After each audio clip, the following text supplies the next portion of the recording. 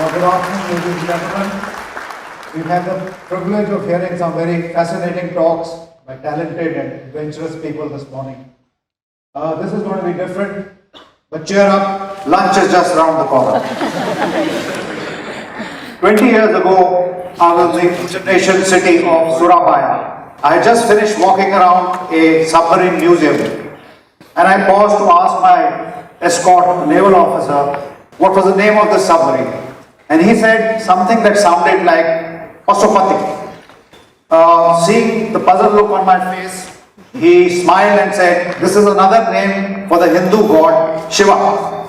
Then he pointed to a badge on his shoulder and said, "This is a depiction of the Brahmastra." And he said, "My Navy's motto is Jalaseva Jaya Mahe, which is Sanskrit for we are victorious on the seas." Now all this came as a surprise to me, as it would to most Indians, because I was not aware of how deep our relations with Southeast Asia were. Southeast Asia incidentally was known as Swarna Bhumi in the old days. I was also unaware that such a relationship could only have been created by a deep and abiding linkage through the seas. So this is just to show you that we are largely ignorant of our maritime past, and this failure has created what some people call maritime blindness in India, which is attributed to our indifference of Indians at large, perhaps including people like you, to both reading and writing of history. Accounts by Western historians invariably speak of the origin of maritime activity in the Mediterranean by civilizations like the Greeks, the Romans, the Phoenicians. No one will ever speak or write about the seafaring skills of Indians. It took an Indian called Sardar K.M. Panikkar, a diplomat, an historian, a strategist, who wrote a monograph in 1945 entitled India and the Indian Ocean. And he asserted that it was due to the steady and predictable monsoon winds in the Indian Ocean that the first seafaring activity in mankind was started in the Arabian Sea and not in the Mediterranean. The object of my talk this morning to this young audience is to remind you that India has a long and glorious maritime past. And while asking you to revive this legacy, I also wish to remind you that we have been technologically backwards. And I speak of the recent past, not the way. And these two factors have combined to have very adverse impact on us in our past history. Now, this is not just an indulgence in cultural nostalgia, because history, ladies and gentlemen, has a nasty habit of repeating itself. Now, Panikkar tells us that in the ruins of Mohenjo-daro, there is enough evidence to show that there was sustained, and one of the previous speakers had just mentioned it, there was a sustained and regular interaction between the west coast of India and ports in the Red Sea and Mediterranean. And this went back to 3,000 years or more.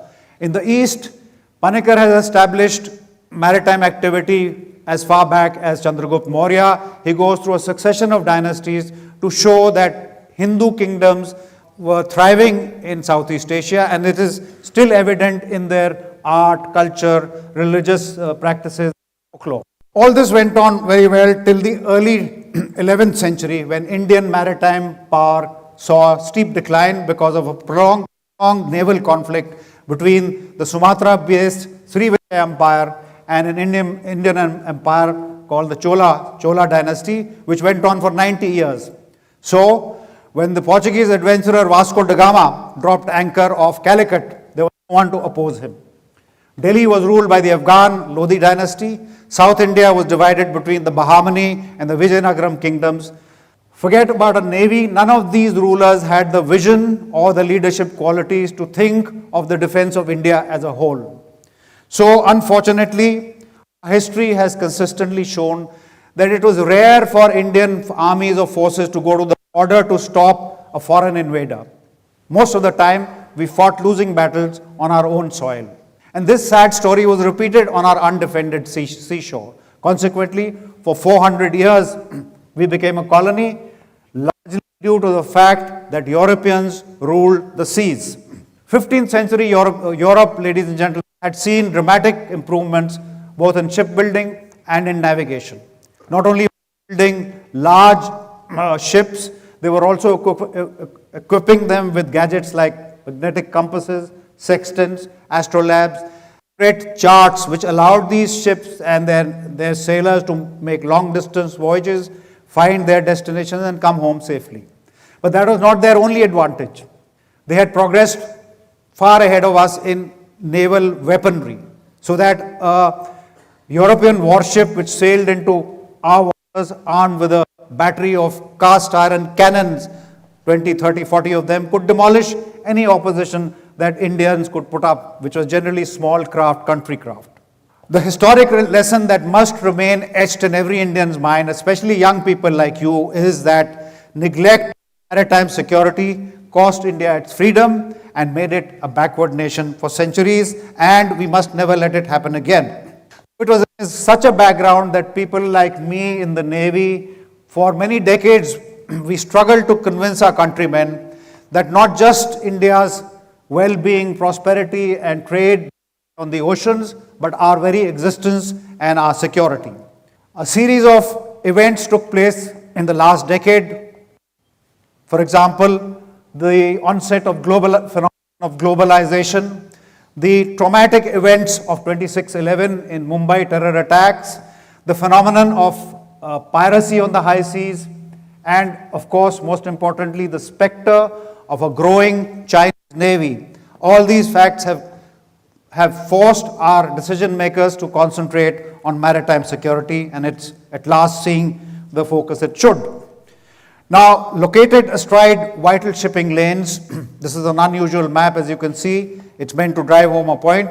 India occupies a very important position in an ocean named after jutting 1,000 kilometers into the ocean. The Indian peninsula has a coastline of 7,500 kilometers long. It has 200 major and minor ports, an exclusive economic zone exceeding 2.5 million square kilometers. India is dependent very heavily, 95% of our trade and energy travels on the Indian Ocean sea lanes. The same sea lanes are also used by 100,000 ships flying foreign flags of all kinds, which carry $1 trillion worth of trade on the Indian Ocean. These sea lanes are threatened from many sources, and the security and safety of these sea lanes is vital not only for India's own well-being and trade, but it is also an international commitment as far as our Navy is concerned. Now, as a colony, India missed the Industrial Revolution, which transformed Europe in the 17th and 18th centuries. After independence, we transitioned from being an agrarian or agricultural economy to a service economy, bypassing the intermediate phase of industrialization. So today we are seen as a major or emerging power because of our size, our population, our growing economy, and perhaps our nuclear weapons. But there is an anomaly we must take note of, that you cannot aspire to be a major power without having the adequate industrial and technological capability. And I will focus your attention against this aspect to the penalties that we are suffering in the defense arena. India possesses a vast defense industrial complex consisting of a huge pool of very talented scientists, we know about it, a set of advanced laboratories, and an industrial capability which can produce virtually anything, any kind of armament.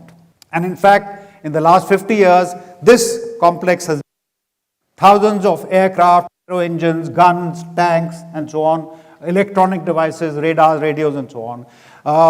It has also distinguished itself by producing nuclear weapons, a family of ballistic missiles. We have a modern shipbuilding industry which turns out warships, and right now they are in the process of building an aircraft carrier and a nuclear submarines. Now, having said all this, it is a regrettable fact that India today happens to be the largest importer of arms worldwide. At the same time, China has become self-sufficient. Not only it is the fifth largest exporter of arms worldwide. Not many of us realize the penalties this imposes on our security. Firstly, every piece of military hardware which you import makes you dependent for the life of that item, 25, 30 years, on a foreign country, unreliable. Secondly, This reliance on a foreign source deprives you of the option of taking military action at a point of time that you may like to. And if you cast your mind back, there are many instances when it's happened. Now, our defense R&D has remained stalled in many areas, and some outstanding examples are that our scientists struggle to deliver a jet fighter, a jet engine, a battle tank to the armed forces. There are many other areas where military applications are lacking because we have not paid enough attention to things like, say, producing a diesel engine, a large gun, magnetrons, clastrons, many other applications. Consequently, every ship, every aircraft, every electronic device that is claimed to be Indian actually at its heart has a set of vital items which have come from foreign sources. These are rooted, this lacuna is rooted in three reasons. One, we've been over-optimistic. Maybe perhaps our scientific community has been over-optimistic in their own capabilities and projected to over-optimistic cost and time estimates. Two, we have not involved the private sector and not sought expertise from other sources where it was required to be. And three, of course, that everything that is claimed to be indigenous is actually built under license from foreign companies and little input from our side. So in the light of this, Mr. Modi's twin initiative of Make in India, invite foreign investment are welcome and very laudable. But they all have a long gestation period, 5, 10, 15 years. I don't think we have the luxury of time with us falling more and more back and China overtaking us in a big way. We cannot follow an incremental path. We have to take some radical actions. And I would think that the best thing for us to do is to reach out to our young, bright, innovative minds, people like you sitting here. Some of you have gone to Silicon Valley, to NASA, to get young minds together and motivate them to pursue some cutting-edge technologies.